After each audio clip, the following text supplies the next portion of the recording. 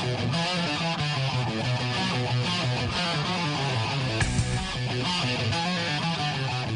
Bubba, start cleaning those tires up. On green this time. Remember, they fan out down there, so protect that bottom. Sunday drive. All right, boss man. Face car's off. Be ready. All right, Bub, be ready. Gas that bitch up. Ready. Green flag. Green. Hello, everybody, and welcome to the Inside Pass on this Wednesday afternoon. I am back in my seat where I belong. And Nick didn't do too bad of a job last week. No, not bad at all. Nick's always fun, and I think we sufficiently at least held the fort down for you. Yeah, it was good. It was a good show. I listened to it on demand. It was a good show, so you guys did a great job. So today on the show, we've got Myatt Snider scheduled to join us in about 5 minutes or so. He's going to talk to us about his last-ditch effort to make the playoffs in the Xfinity Series. He's 13th, I think, in points. So they take the top 10. So he's got a little work to do, but all he needs is a win, and there you go. Is that it? That's all he needs. That's all he needs. And Bristol, of all things. Just go win. It's a tall order, but, the stranger things have happened at Bristol, so. It's Bristol, baby. It's possible for him to do that. So we'll see what happens with that, too. We've got a lot of news in the sport, from silly season to breaking down the races at Richmond this past weekend. And we start with, I guess, a little bit of breaking news that happened about an hour and a half ago from our buddy Adam Stern, that IndyCar has signed a deal to ride a street course in Nashville in August of next year, August 6th to the 8th to be exact. The Music City Grand Prix, a 3-year deal, 3-day festival that they're going to do as part of their return to Nashville, right through the heart of downtown Nashville, right by the Titan Stadium. So it's going to be a really cool event for those people in Nashville. I love the concept, but do we really need another street course? I mean, there is Probably a nice, mile-plus oval there that the IndyCar series could really crank it up on and put on a good show. I love the idea of the festival thing. Mm-hmm. The problem with a lot of these street courses is they're just not wide enough. You can't pass. Yeah. Becomes just a parade for 90 minutes, pretty much. So I hate to be the, Danny Downer on this, but I love the concept. I think it's great for the city of Nashville. I can only hope that somehow the course is raceable, because a lot of street courses aren't. It depends on the layout of downtown, because you have to have a wide enough downtown street to make it worth, the track layout or whatever. I've seen some renditions of what the track will look like, and there's bridges and all kinds of stuff. So, I don't know if they're trying to go for a stadium off-road type thing or not, but I don't know. It's a cool concept. And then they're also partnering with the Titans as well. So anybody who has suites at the stadium is going to be able to actually turn around and look out the back of their suite and see the street course that's cool. on the ground. So that's pretty cool, too. Maybe we can get Ryan Tannehill and Derek Henry in IndyCars. Maybe. Or at least the Grand Marshals. We're struggling to get IndyCar drivers in IndyCars. Yeah, really. So we got to work on that first. But we did get one announced. We did get one announced, as a matter of fact. Yeah. So tell us about that later. We'll do some IndyCar stuff a little bit later on. The other breaking news story happened yesterday. Daniel Suarez out at Gaunt Brothers Racing for 2021. The poor kid just can't catch a break. He just can't keep a ride, apparently. Well, see, I would argue in this case maybe he did. Maybe. Because, a lot of rumors about where he could wind up. Right. If he's going to better himself, okay. And, I don't want to be ugly, but, it's not hard to better yourself there. That car just is not performing well. Sure. Now, what's interesting is also what the rumor is about what happens next with the Gaunt Brothers car. Ooh. So, the idea that maybe we get a whole bunch of help from Toyota and Bubba Wallace in the car. But Bubba's rumored for every car that's open. He's rumored for cars that aren't even open yet, because he's got some sponsorship and endorsement deals going on. Well, you're right, because I heard somebody say they're bringing the 31 car back at RCR for him, and it's just like, really? Yeah, I heard the Ty Dillon's available, really? There's so many. This silly season is so... It's silly. It's not even, silly's not even... It's crazy. There's so many things going on, and so, you think you got something figured out, something else ends up happening. And, we've got a whole list of stuff, which we'll talk about later on, of places to go and people to go. And it's pretty funny and rumors just come out of nowhere, like the 31 car rumor. Denny Hamlin's going to own 3 different teams, according to He's going to be Hendrick by the time we start 2021 with all the cars he's supposedly buying. But I mean, insanity. Toyota may go from 7 cars to 17 if we're going. I mean, he's going to buy a stock in every single team. And then, then the whole, speaking of Denny, the whole thing about, how he can't drive for the team he runs for. And anyway, we'll talk about that in a little bit. We got to go to the StartMasters.com hotline and have somebody bail us out of the situation. So he is the driver of the number 93 car for Rayum Brothers Racing in the Xfinity Series. He also drives about 15 other cars in the Xfinity Series, but we're concentrating on the one that he drives. I know, I was just kidding. We're concentrating on the one that he's in at the present moment as he's trying to get into the playoffs. Our Myatt Snider joins us on the Inside Pass. Good afternoon, sir, and thank you so much for taking some time out to join us this afternoon. Hey, well, thanks for having me, guys. It's a pleasure to be on here. So you had a very unique situation this year, having run not only the 93 car, but also the 21 car for RCR, being able to piece together an entire season to help get you into the playoffs. You're very, very close to making it in, but you probably got to win a race to make that happen. But it's Bristol. Anything can happen. So tell us about how your season's gone so far, not only in the 21, but also in the 93. Well, it's had its ups and downs. It's been definitely a learning year for me personally. Climbing into these Xfinity cars is definitely different from the trucks I've driven in the past. A lot less downforce, a lot less side force. Yeah. So you have to get to drive the cars a lot more. And so I think the funniest thing that I've seen happen this year is a complete turnaround of the tracks that I thought that I was bad at. Because I thought I wasn't that great at Bristol, and then I went there and finished 5th with RCR, and I went to Homestead, and I thought that was terrible there, and finished P7 in the 93. So we've had our ups and downs for sure. That doesn't mean that I've been perfect, and at every racetrack, there's been places I've definitely needed to improve at, but it's all part of the learning process. But it's been a good year overall, and we do actually need a win to make it into the chase. But like you said, it's Bristol, and you never know what's going to happen. Myatt, this is Tom Baker. You and I have known each other a good while, and what I really have appreciated about watching you this year is that I understand that going from one team to another, while obviously a race car is a race car, can be very kind of unique and difficult because not all the communication is necessarily the same or whatever, but you really, I feel like, have just matured so much on the track and been able to kind of just take all of that back and forth in stride. And I feel like that you've been a real asset to the Siegs and have done a fantastic job with that car. What is it like to go back and forth? What are some of the obstacles or sort of challenges that you face when you go from one team to another? Well, obviously, when I go to run a race at RCR, there's a lot more. There's a lot of things that happen differently. With RCR, obviously they're a very tenured organization. They've been in the Xfinity Series for a long time now. They've been in the Cup Series for probably even longer. So they kind of have a really solid idea of what to expect for a race, and what they may need to work on with me and what they may need to work on with the car. Whereas the Siegs, they've been running Xfinity I think since 2012 or 2013. And they're a much simpler operation. They use what resources they have and try and go as fast with as little as possible, and they do a pretty darn good job of it. So, the transition from my team over to the Siegs shop to the Rayum Brothers shop was definitely an interesting one. But I think everything has gone pretty well, all things considered, and I wouldn't trade anything for it. Randy and I were kind of joking in the open that you're sitting 13th right now in the points, and still with a shot. And Randy kind of smiled and said, "Yeah, all he's got to do is go win Bristol." And it's like, yeah, that's but honestly, you've had speed in a number of races, and of course you've had some situations not of your own doing throughout the year that have kind of dampened the results a little bit compared to the performance. But I honestly feel like you've got an opportunity here, and it's not an impossible task depending on how things go. What is your approach going in? I mean, I would think it'd be basically checkers or wreckers at this point, right?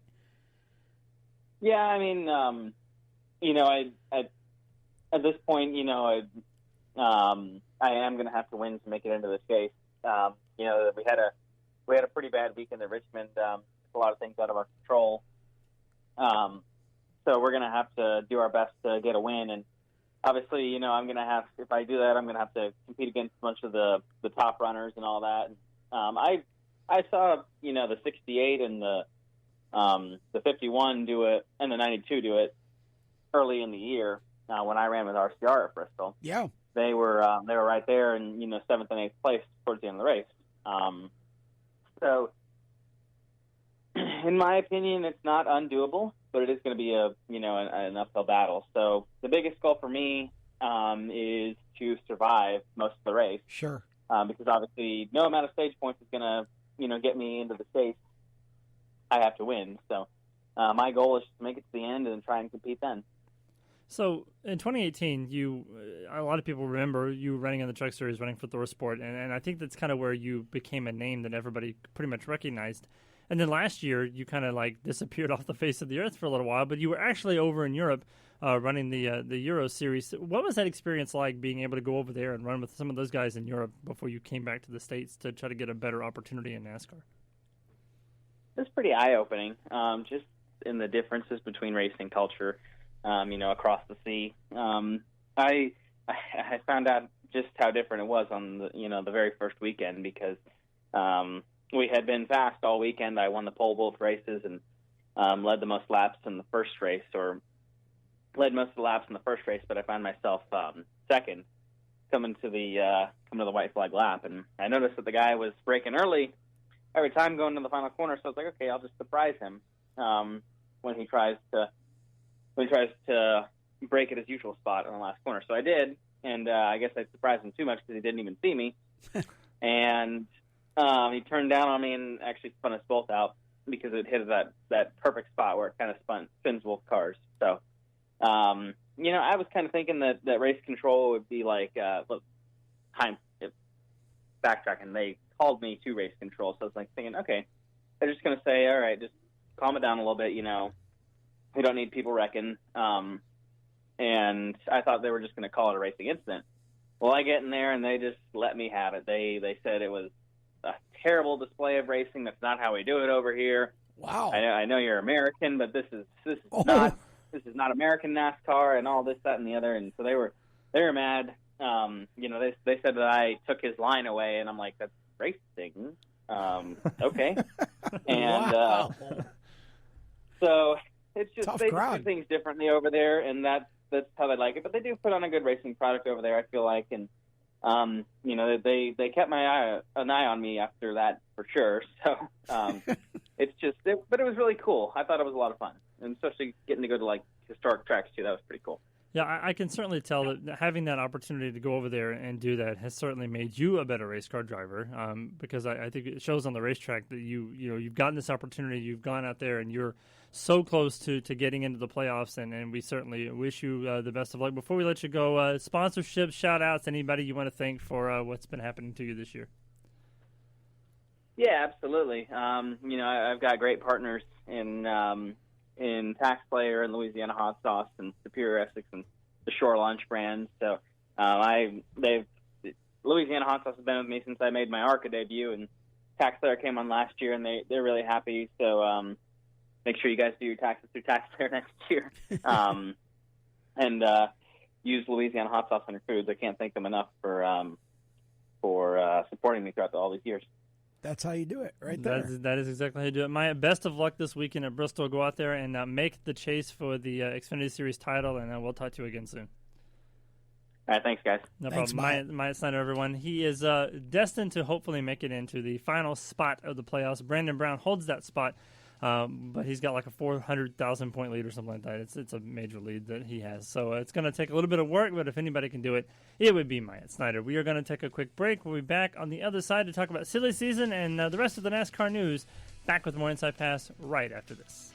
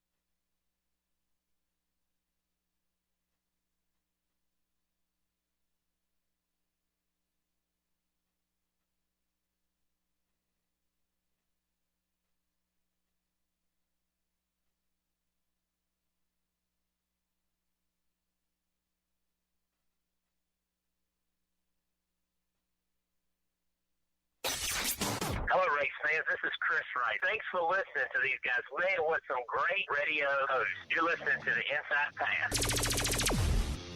It's funny that Chris brings us back from commercial break because I was just about to talk about Chris Rice because he's going to be on the show in 2 weeks. So awesome. Is it 2 weeks? Yeah, whatever. I don't even. I've lost track of all dates and times, but I think we have two shows left in September, right? Yeah. Yes. Okay. So next week is we hope to have Adam Stern. I hope that he's going to come on. And then Chris Rice the following week, and then I think we kick off October with Grant Enfinger if he's not doing Ford performance stuff in the simulator. So okay. That'll be the next 3 shows. If you missed Myatt Snider, you can catch it on demand later on this week. In all social media, wherever you listen to your favorite podcast, I hope ours is one of them. But if not, you can go to Race Chaser Radio and look it up there. You can go to InsidePassLive.com and listen to it there. Or wherever, just type it all in the search box, and I'm sure you'll pull it up. You can pull up all of our previous shows as well. There's a lot of good shows for not only the Inside Pass, but also Motorsports Madness, which comes on tomorrow night if you're watching us on Facebook Live right now. And then Lead Lap is on Monday nights, and you can listen to that show as well. So, or any of the other podcasts. Tom does like 97 other podcasts throughout the week. 5 a week. So we just do. somewhere in there, I'm sure you'll find something you like. So we're ever trying to expand our content for all of you race fans out there. Yeah. All right, so exactly. let's talk about the Xfinity Series first. We'll kind of go in some weird order that I decided to do because I hate doing Truck because you Xfinity can. Cup. It's your show. Yeah, it's my show. I can do what I want. So also yesterday, Sam Mayer was announced as a future driver for Junior Motorsports. Yep. He got to turn 18 first, which doesn't happen until June of next year. So he's got a little while to think about, where he wants his career to go. I don't think he's going to have a problem figuring that out. I'm pretty sure it's set in stone.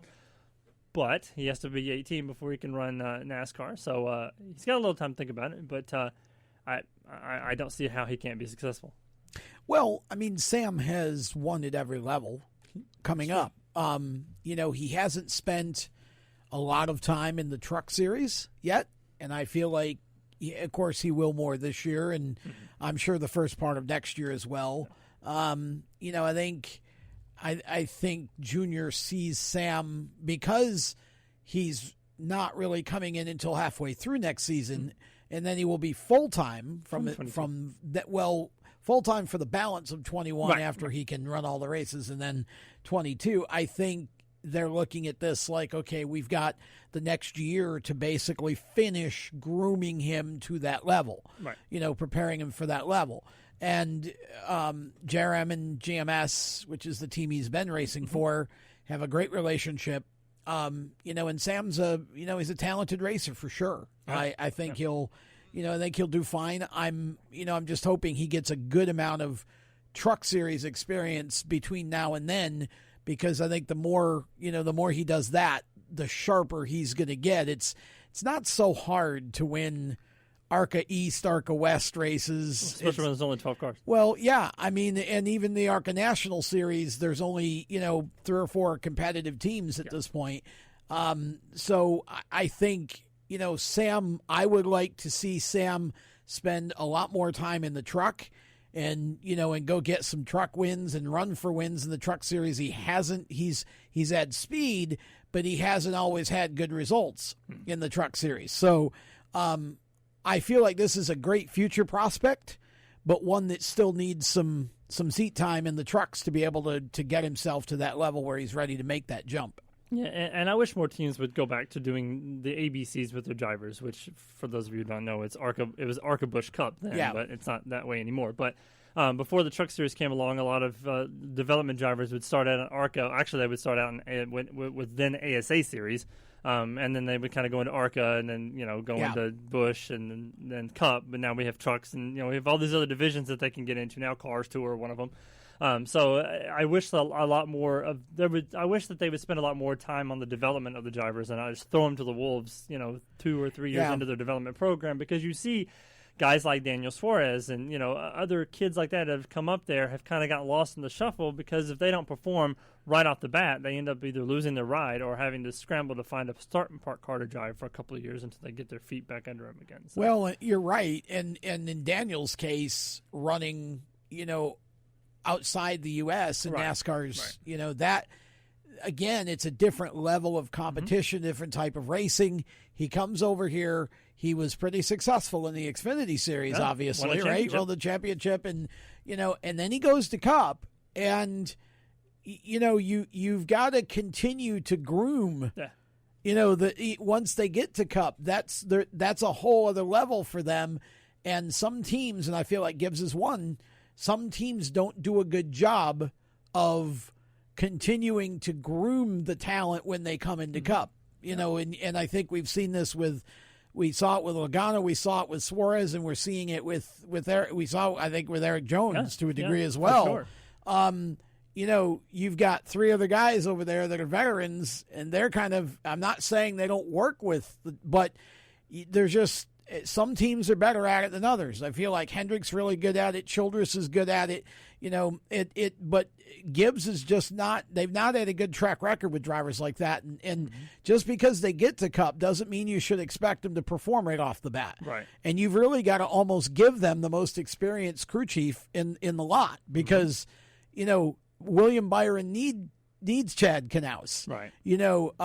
Chase Elliott needed, his crew chief to be, so you've got to really surround them with all of the help they need, and that doesn't always happen. So somebody like Sam, I think, is in a situation where as long as he gets more time in the trucks, he's shown he can run to the front in the truck. Yeah, for sure. He just needs to do it more, and he needs to start learning what the Xfinity car needs from him that the truck doesn't, because you just heard Myatt Snider say 2 different cars. Yeah.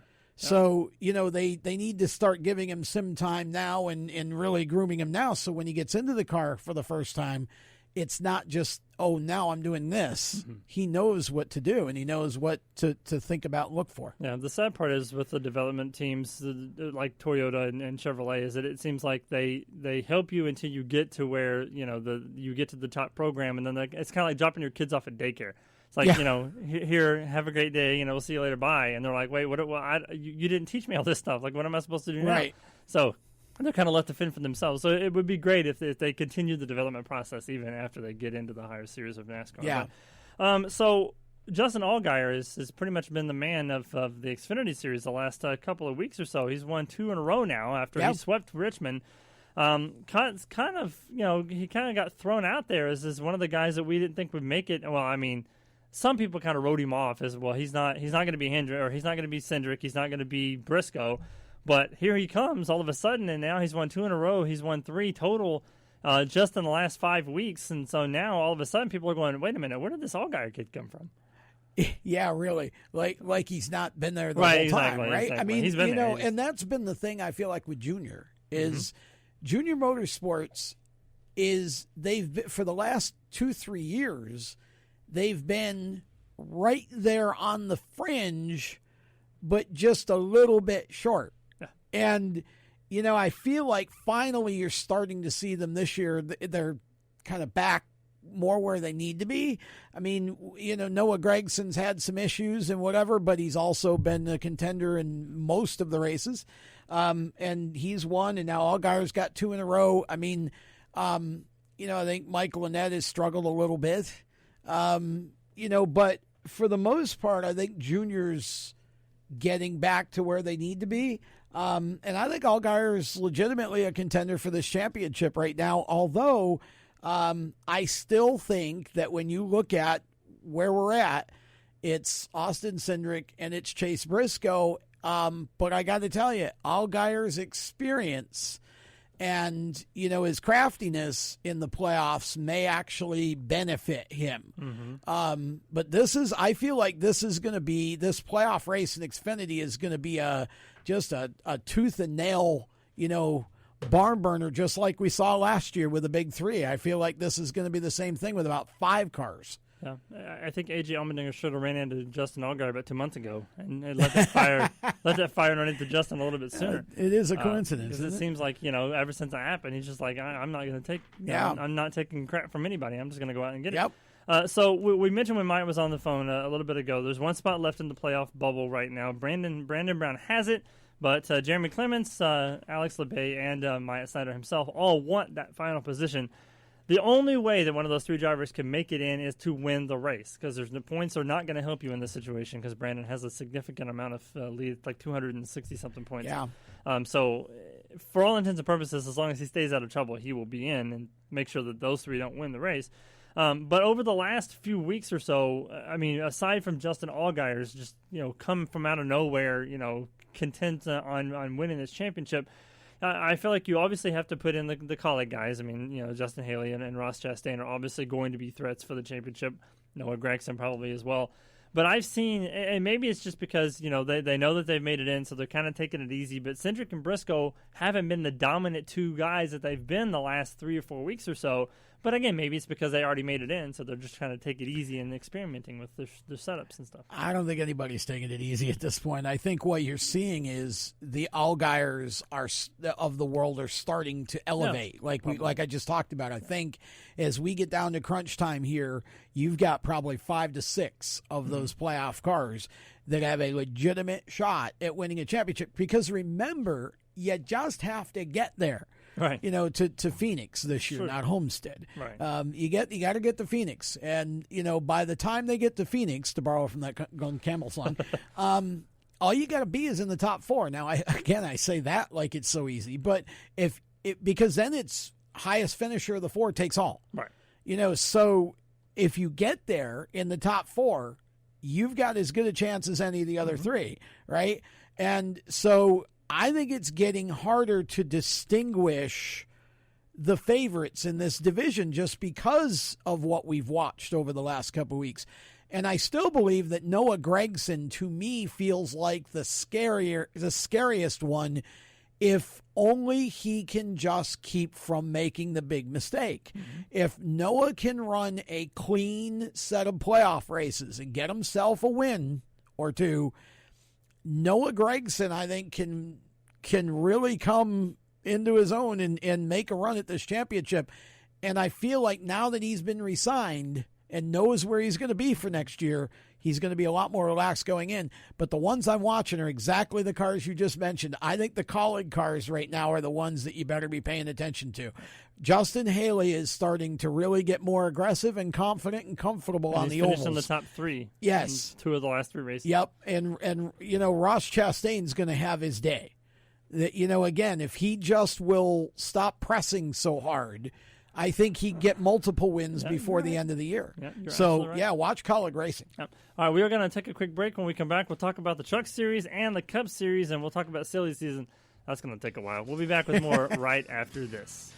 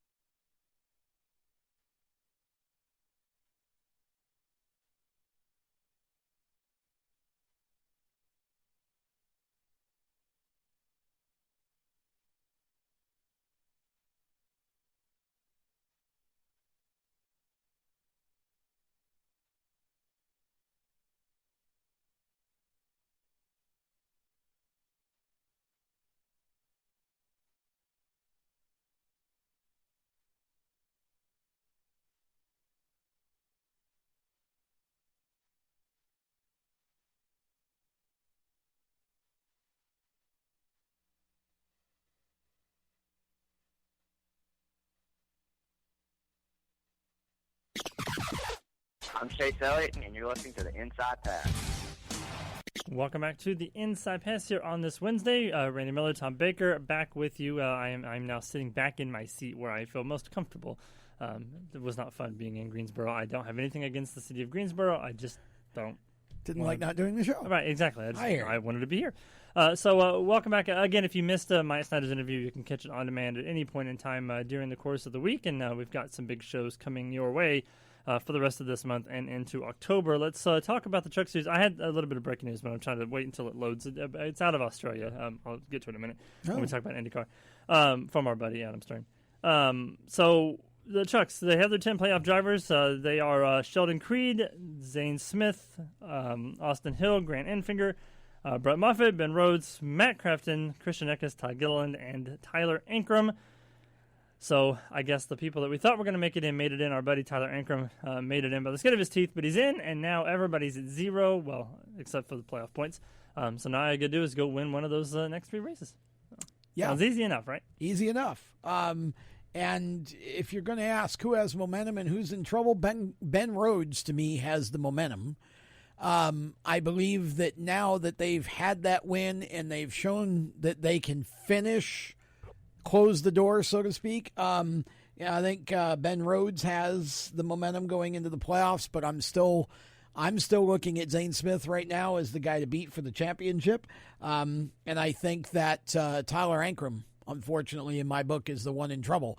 You know, they've got to go out and win or go out and get some top 3 finishes and really, you know, again, once you get into the playoffs, you got to be in the top 3 to 5 or you're not going to make it to Phoenix. And they've had speed, but they just haven't, you know, he's been 7th, 8th, 10th, had a few good top 5 runs, but not enough. I feel like he and Todd Gilliland, if they're gonna advance past the first round, got to go out and show you can actually win some races. We will keep you guys posted on the Truck Series playoffs that begin this weekend at Bristol. So. Yeah.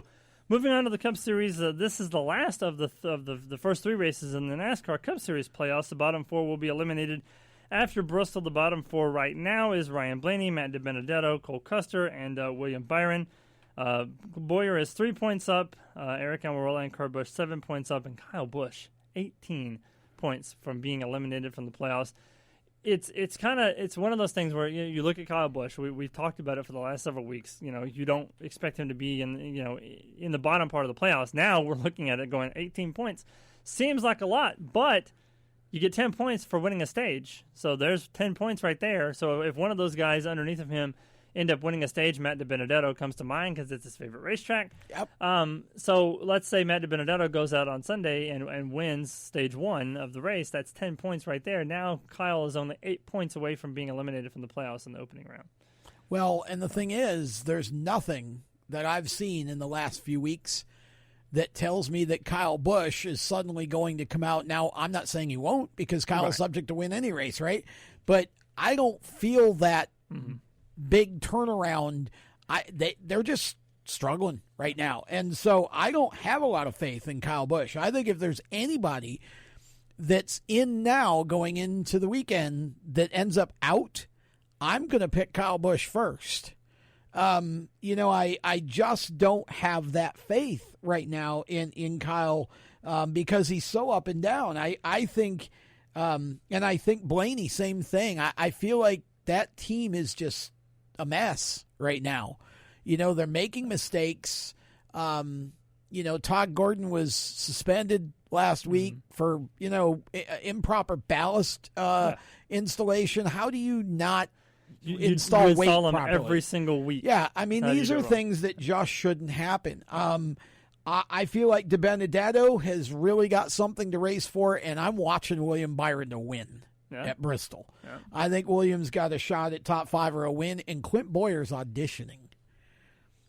He's at the point where he's auditioning, so I'm looking at Clint going, okay, there's another one that could play a role. But I think Byron's got a shot to win. I think Matt D makes it out of the first round. I really believe that. I wholeheartedly believe that, and I really want him to. He's a good friend of mine. He's a really good guy, and I really wish the best for him.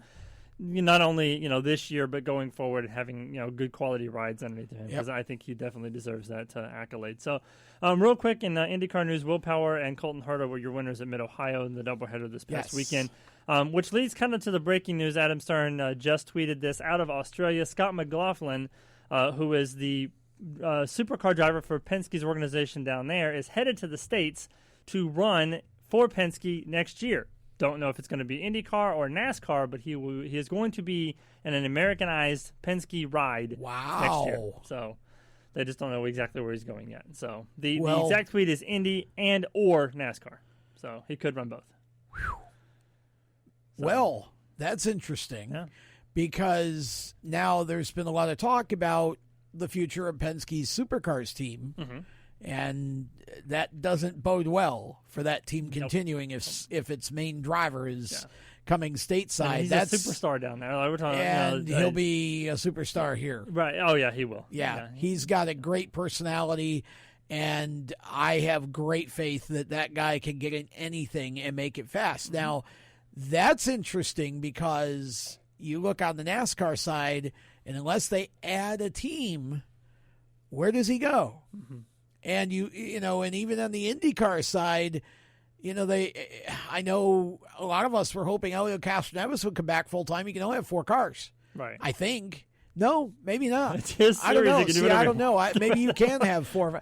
I need to go back and double check that. But I know obviously for the 500 you can add cars, right. But that's a really interesting. So now you start wondering what else is going on in the Penske organization that we don't know. Well, the first thing that came to my mind when I read that is obviously there's a lot of talk about where Cindric is going to go next year. So if he happens to get up into a NASCAR ride, then the 22 ride is open. So that would be a perfect place for him to go for the 22 in the Xfinity car, series. Yeah, they can say Cup, I guess, right? Yeah, this is a NASCAR. You could do another Xfinity car, sure. Because he doesn't they don't have a Truck Series team unless they're planning on starting one, which I doubt it. I would doubt it too. Yeah, but I don't think you bring him over to put him in the truck. So you would have to put him in Xfinity or Cup. Yeah. If you were going to. I would think Xfinity, IndyCar. But that's interesting. Maybe a mixed schedule. Yeah.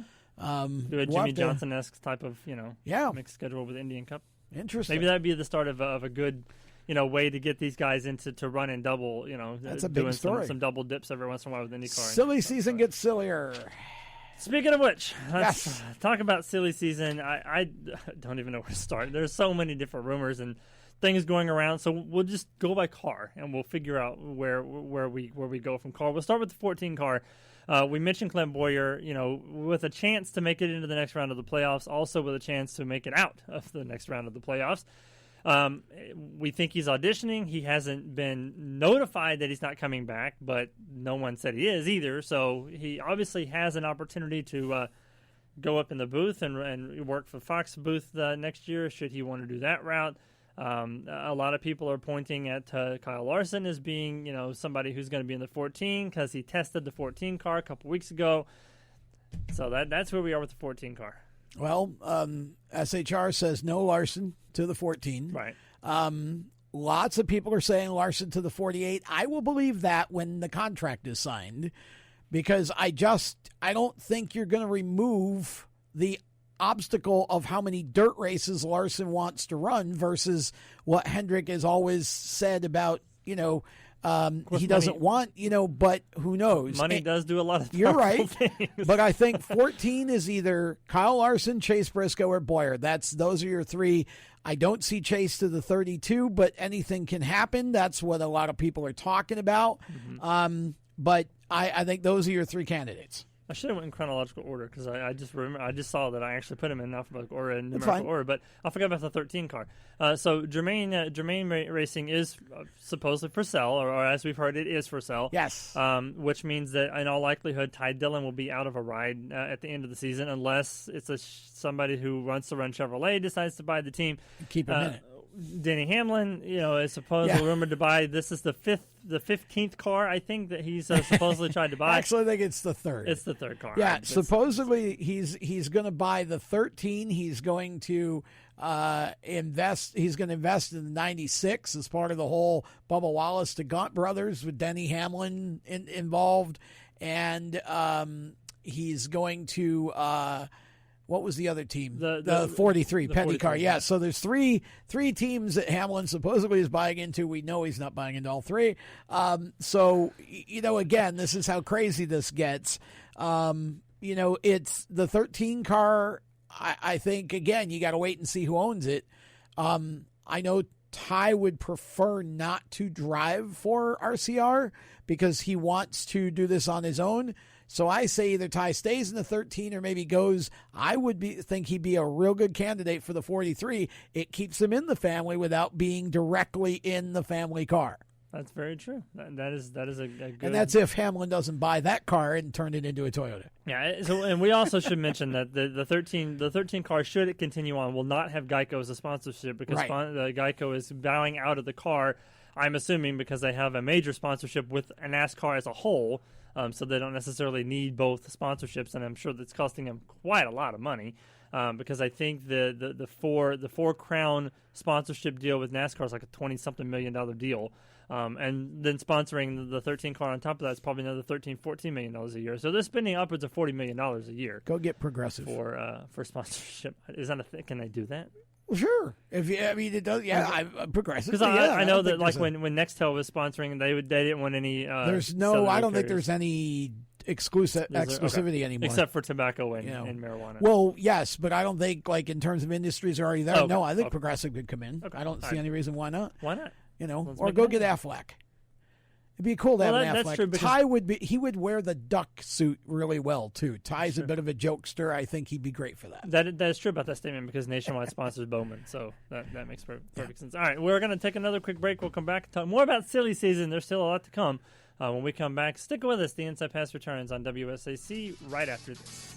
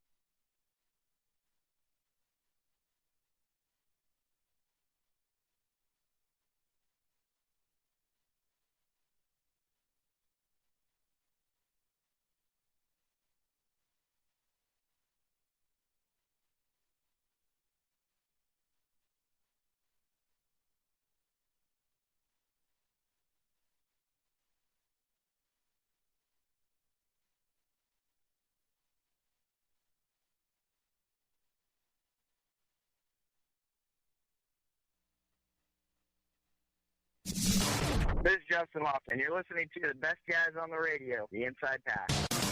Welcome back to the Inside Pass here on WSAC. If you're watching us live on Facebook, if you didn't catch all of the show, you can listen to us Saturday morning on WSIC's radio family of stations, part of the Motorsports Power Hour with Letty Baticki's PRNs at the track immediately 9 a.m. following Eastern, our show, followed by PRNs at the track. Okay. So you can get your fix of racing news 90-minute Motorsports Power Hour. Before heading off to the dirt track, if that's where you want to go, or the Cars Tour, or if you're going up to Bristol this weekend, you can listen to us for about 45 miles until we run out of air feed, something like that. Well, I think we go to like Hickory or something like that. Well, you can just tune us online and do it get us online. the whole way. Just make sure you start the feed before you drive. Yes. Once you're texting and driving. So, speaking of safety, we do want to send our thoughts and prayers out to everybody in the path of Hurricane Sally. Hit landfall Absolutely. earlier today and around somewhere between New Orleans and Mobile, Alabama. Yeah. So it's moving at a snail's pace right now and just absolutely pounding that area of the country. So we do want to send our thoughts and prayers out to everybody in the path of the storm.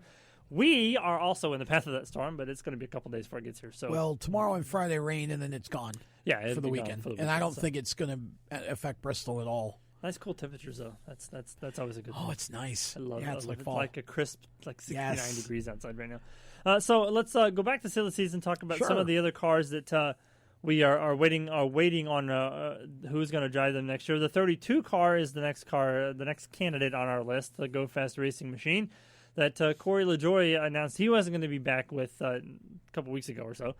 So now there's rumors about what happens to that team. There was a rumor yesterday that the team is going to shut down, but Seth Eggert, one of our correspondents, immediately said no, that he reached out for comment, and they said that's not happening. So the team's going to stay around. We just don't know who's going to be in the car. Yeah, and that's another one that's kind of wide open. Archie nixed Cole Custer last year, didn't want to be somebody else's development have anything to team. do with right. He didn't want to be somebody's satellite. So that would seem to say no Chase Briscoe, yet I keep hearing Chase Briscoe. So, I don't know. That's another one. Ty Dillon certainly would be a candidate. That's kind of one of those where the guys that are getting squeezed out of the other rides are, the ones that would be most apt to fill in there. So we'll have to see where that goes. So the 42 car is the next candidate. Of course, Matt Kenseth already knew he wasn't going to come back next year, but officially made it official last week that he's not going to come back in the car next year, which we already thought that was going to be possible. So, I mean, obviously, I think with this car, Bubba Wallace is the first guy you're going to think of because he had a contract offer from Ganassi. From what I understand, that offer has been rescinded now, and that is no longer on the table. Well, but who knows? It can come back just as quickly as it went away. Exactly. I think Eric Jones would be candidate one. Certainly Bubba would probably be in the mix if he already doesn't know where he's going. But I think the dark horse here, again, barring a Chastain or somebody coming up, I think the dark horse here could be John Hunter Nemechek. Yeah. Who I think has done really well with Front Row, and of course his family's had a relationship with that team, and it's the right car number, which sounds silly, but sometimes that matters. Chip likes those sorts of, and I think John Hunter in the right car would run up front and do well. So that would be an interesting choice over there. I've heard Brett Moffitt's name come in to play too. I heard that too. Actually, I heard Brett Moffitt to the 48. Yesterday. Yes, yeah, that's true. Which was really interesting to me, and it sounds ridiculously far-fetched. It's ridiculous. Not. It might just work. It's not. Yeah. It's very true. We'll get to the 48 in a second. We've got the 43 car in the middle of these two battling it out. Bubba Wallace, of course, said, thanks for the offer, but I think it's time for somebody else to take the reins of the 43 car. Respectful answer. Got it. Okay, cool. You've got enough sponsorship and endorsement deals. You probably don't even need to be in a race car. You've got enough money coming in. You don't need to be in a car. I think it's based on him racing. I digress. Yeah. That is the way that happens. A lot of rumors about him going to the 48, but I think with that rumor, I think a lot of the information about that rumor pertains to his endorsement deals and the fact that the endorsement companies would want to be on all four cars if he went to Hendrick, and I don't think that's happening. So Bubba's going to be a lone wolf somewhere. I could see him. Certainly, the 96 seems to be some smoke there. Maybe whatever Denny does, and it sort of seems to me now maybe the 43 doesn't play into this whole Denny Hamlin mix anymore. And so for me, Corey LaJoie, Ty Dillon, maybe Kyle Larson, because Murstein is his whole sort of mindset has been to bring diversity. So Larson would fit that. But of course, if you get a chance at the 41 or the 14 or the 48, you're probably not going to the 43, right?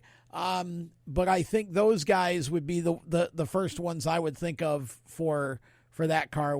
I think Corey LaJoie, Ty Dillon would be two of the top candidates there. Yep. So then that brings us, of course, to the 48 car. Jimmy Johnson, in his last season with Hendrick Motorsports, he will be going IndyCar racing next year. He's going to run, supposedly, some of the oval races for Ganassi, I would assume, or Hendrick, somebody. Ganassi, yeah.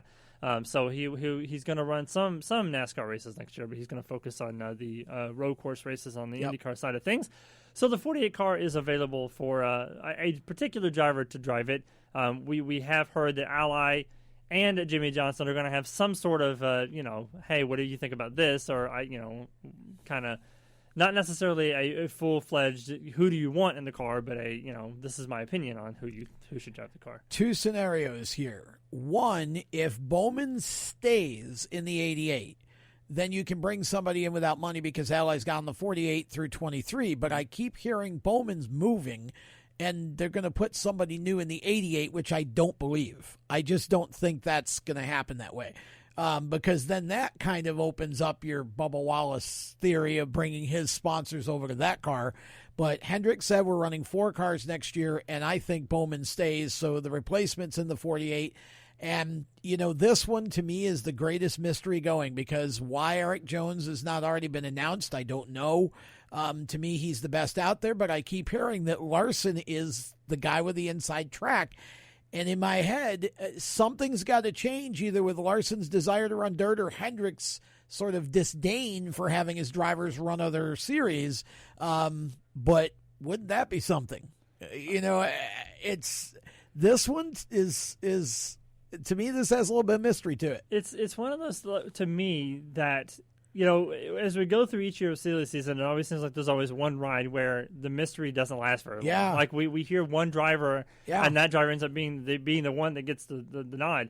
But with this car and this situation, it's such a secretive thing. And maybe they don't know who's going to be in the car yet, but I just have this funny feeling that, we're into mid-September now. And somewhere along the way, somebody knows something, whether it's the driver itself or Hendrick or Mr. somebody. H said the driver's been signed. See, they're waiting till after the playoffs are over to announce it because they don't want it to be a distraction. So that's what I heard. Now, again, you don't know what to believe, but supposedly Rick is already and then I heard that Eric was told that the ride's been filled. it could have been filled by him. Could be anybody. Like I said, Brett Moffitt, as silly as that sounds, it would be so Rick Hendrick to do that. And he's a GMS driver, so technically he's part of the family already. So it would be an easy transition. That would lead me to believe it's not Bubba Wallace. Yeah, I don't think because I don't think you keep that could be kept a secret. Yeah. So maybe Larson, maybe an outlier that, like I said, like a Moffitt or somebody, but it's going to be interesting. It'd be easy to keep Larson a secret because he's not in NASCAR. He's out doing his own thing, so he'd be able to keep exactly. So our thanks to Myatt Snider for joining us today. Next week, Adam Stern is scheduled to join us. We got a lot to talk about with him, so he'll be here for a long time. Tomorrow, Motorsports Madness. I will not be here, but the rest of the gang will be here, and so we'll see you guys next week on the Inside Pass. For Tom Baker, I'm Randy Miller. Have a great week. Enjoy Bristol. See you next week on the Inside Pass. Bye, everyone.